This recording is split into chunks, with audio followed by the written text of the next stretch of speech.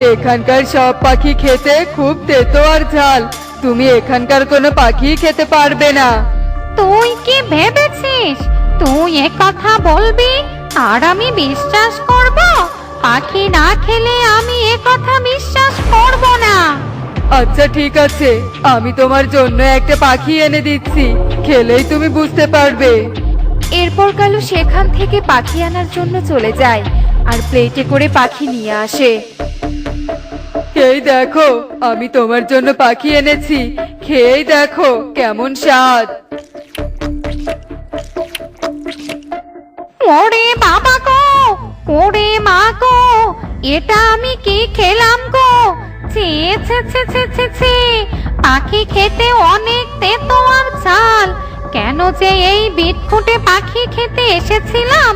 এই পাখি খাওয়ার থেকে মনুষ্য রাজ্যে মাছ খাওয়া অনেক ভালো।